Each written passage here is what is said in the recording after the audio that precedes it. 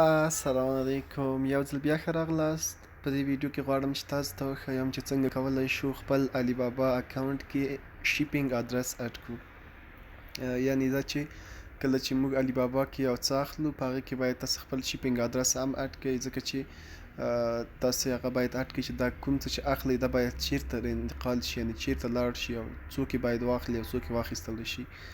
نو د دې لپاره چې څنګه کولی شو په خپل علي بابا اکاونټ کې شیپینګ ادرس اډ کړو، تاسو به راشئ خپل اکاونټ به راخلاص کړئ او مای علي بابا باندې به کلیک کړئ.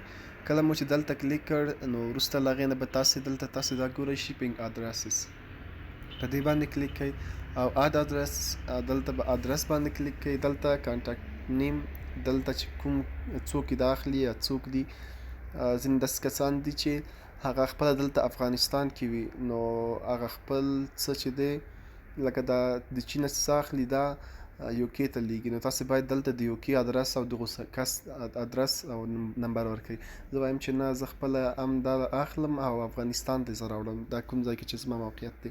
نو دلته به تاسې هغه نمبر ورکړئ چې سیف الرحمن ځلاند، او دلته به موبایل نمبر خپل ورکړئ.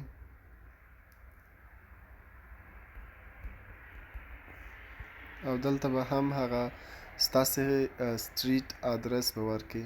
سټریټ ادرس مو وایم چې خوشحال خان.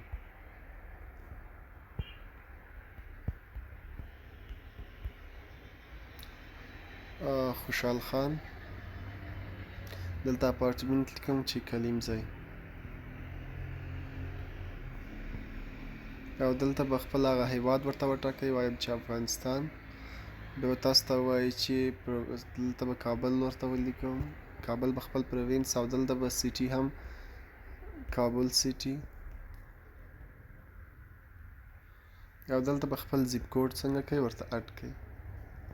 خپل هغه د کوم ساحه کې چې تاسې اوسېږئ د هغې ساحې زیپ کوډ به څنګه کوئ اډ کړئ، او وروسته له هغې نه به تاسې څه باندې کلیک کړئ. دلته به تاسې خپله هغه ورته ټاګ ورته بزنس دی، فاکټوري دی، ویرهاوس دی، ریزیډنشل دی، هغه تاسو پورې اړه لري چې هر یو تاسو په دې کې اډ کوئ. نو تاسې به وروسته له هغې نه په سیف باندې کلیک کړئ او ستاسې شیپینګ ادرس به څنګه شي، دلته به اډ شي، او وروسته له هغې نه به هغه سپلایر وکولی شي چې پوه شي چې دا چیرته مال انتقالول غواړي او څه کول غواړي.